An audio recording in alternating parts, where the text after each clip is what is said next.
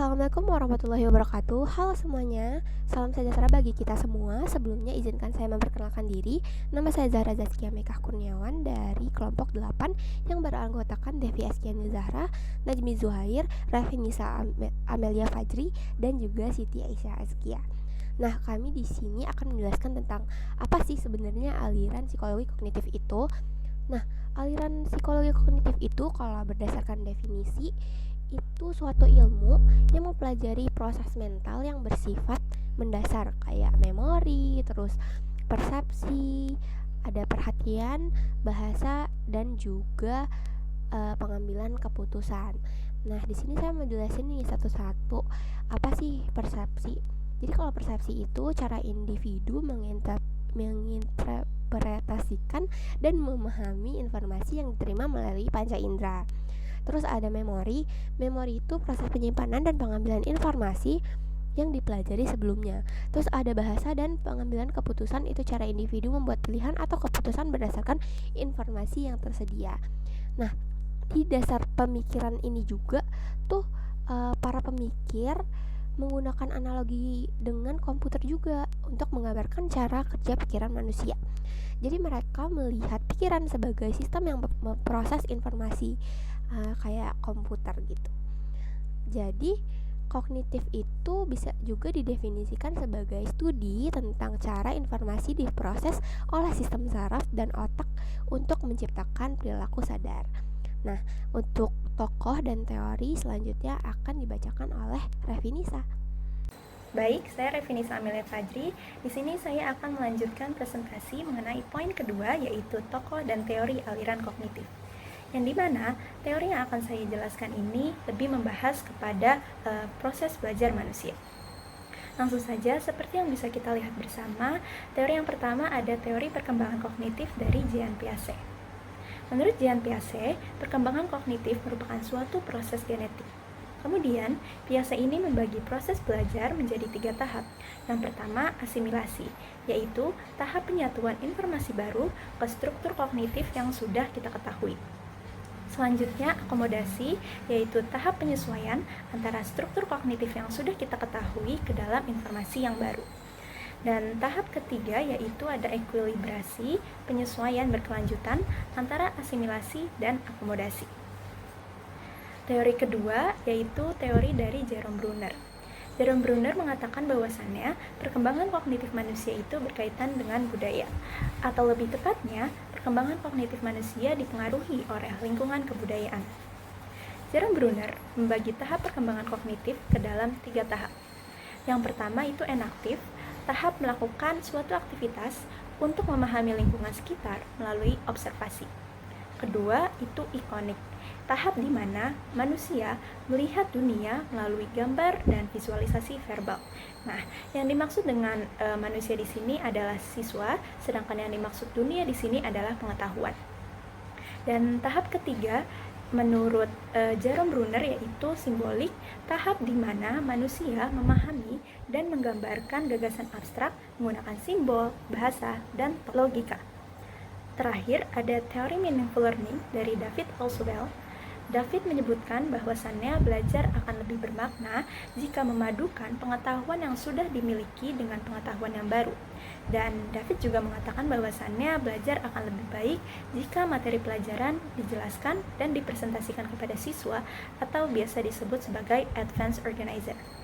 Halo semuanya, perkenalkan nama aku Siti Aisyah Azkia. Aku akan membahas tentang bagaimana aliran kognitif memandang manusia. Nah, jadi psikologi kognitif ini muncul untuk membahas misteri yang tidak dibahas oleh aliran behaviorisme. Jadi psikologi kognitif ini muncul setelah adanya aliran behaviorisme yang mendominasi pada waktu itu. Jadi, apa sih yang dimaksud misteri pada aliran behaviorisme? Karena behaviorisme itu percaya kalau misalkan perilaku manusia dapat dikaji oleh apa yang nampak saja gitu. Nah, sementara yang nggak nampak termasuk kesadaran, proses mental, proses berpikir, itu diabaikan oleh behaviorisme.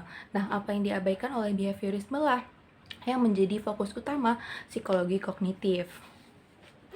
Dalam psikologi kognitif, manusia dipandang sebagai makhluk yang selalu berusaha memahami lingkungannya dan manusia yang selalu berpikir atau Homo sapiens.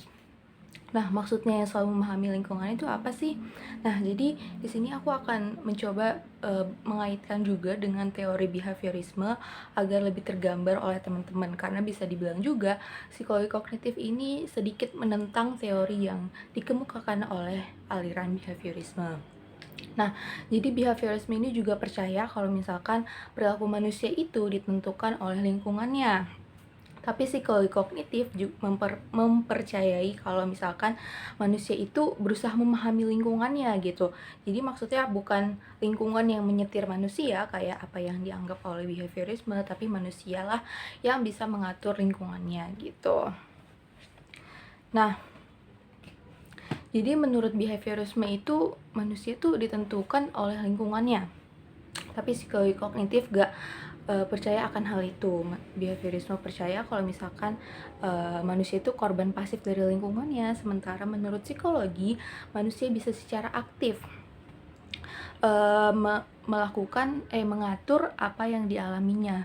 Bahkan manusia juga bisa merekayasa atau mengorganisir apa yang dia inginkan gitu, seperti apa lingkungan yang dia inginkan. Jadi manusia bukan korban pasif dari lingkungan, melainkan bisa secara aktif gitu.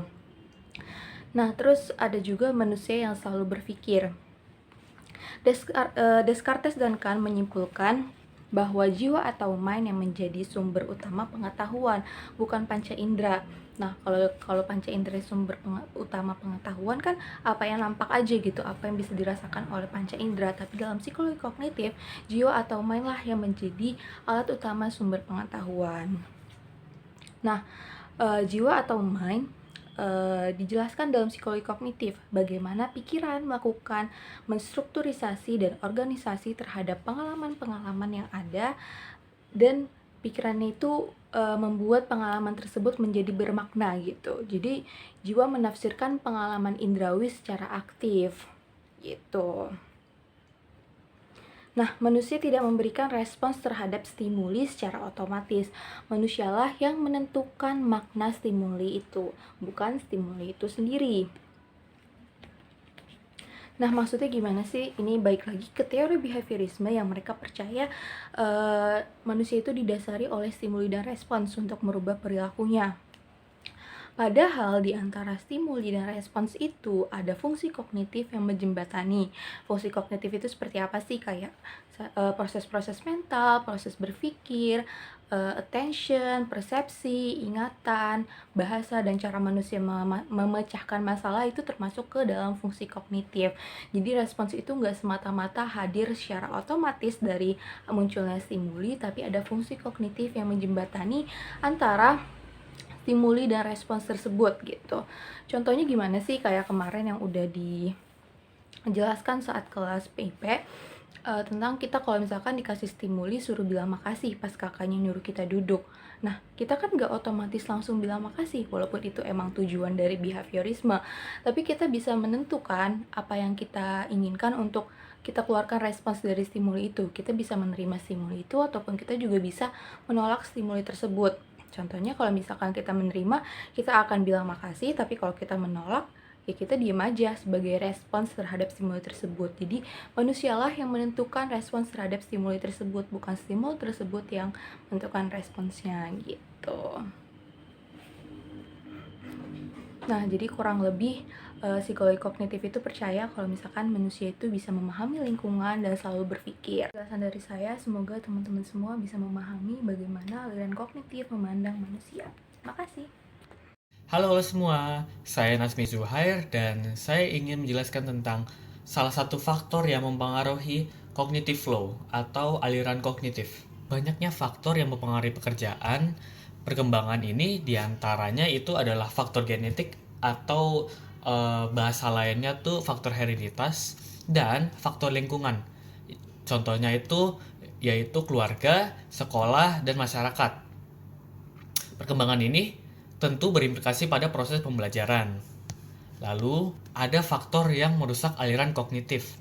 Kehidupan kesehatan seperti minuman dan merokok, depresi, dan faktor sosial seperti aktivitas sosial, pekerjaan, dan riwayat penyakit dan indeks massa tubuh atau Body Mass Index (BMI). Lalu, saya ingin menanyakan lagi, faktor-faktor itulah yang membuat alur kognitif terhambat, yang membuat otak dan semua badan itu berubah bersama dengan umur dan obat keras yang dapat merusak tubuh dan dapat mempercepat kerusakan kognitif. Lanjut, saya di sini ingin menjelaskan tentang examples of cognitive flow. Contoh dari aliran kognitif. Nah, contohnya tuh mempengaruhi perhatian dan memori dan penalaran. Nah, sebagai contoh, seorang pianis tersebut memainkan karya musik yang telah mendalami jiwa dan suasana yang telah ia mainkan. Pianis tersebut menjadi begitu mendalami dalam pertunjukan sehingga mereka bermain hampir secara otomatis tanpa ada pemikiran mereka sendiri, sepenuhnya tenggelam dalam suara dan emosi musik, jadi terlalu bawa suasana istilahnya. Waktu sampai berlalu dengan cepat dan pianis tersebut sangat terhubung dengan musik instrumen mereka. Itu saja, lanjut ke materi berikutnya. Baik, saya Deva Askianizara akan menjelaskan tentang kelebihan dan kekurangan manusia menurut aliran kognitif. Jadi di sini kelebihan pendekatan kognitif membuat pelajar menjadi lebih mandiri, kreatif, dan mudah memahami materi yang telah diberikan oleh pengajar. Lalu pengajar atau pendidik itu lebih memantau dan menjelaskan tentang materi-materi yang akan diberikan kepada pelajar tersebut. Lalu pelajar itu sendiri itu menekankan pada pengembangan pengetahuan mereka dan juga menekankan pada daya ingat individu pelajar yang akan mereka gunakan dalam mengingat materi-materi yang telah disampaikan oleh pendidik. Lalu kekurangannya ialah sulit digunakan dalam tingkat pendidikan, yaitu khususnya di tingkat pendidikan lanjut. Karena pendidikan lanjut itu bisa mengajarkan materi-materi yang mungkin sedikit kompleks ataupun abstrak yang membuat pelajar menjadi kebingungan, dan juga terlalu berlebihan materi dalam teori yang membuat cara proses berpikir pelajar menjadi kesulitan. Lalu selanjutnya menekankan pelajar pada kemampuan daya ingat.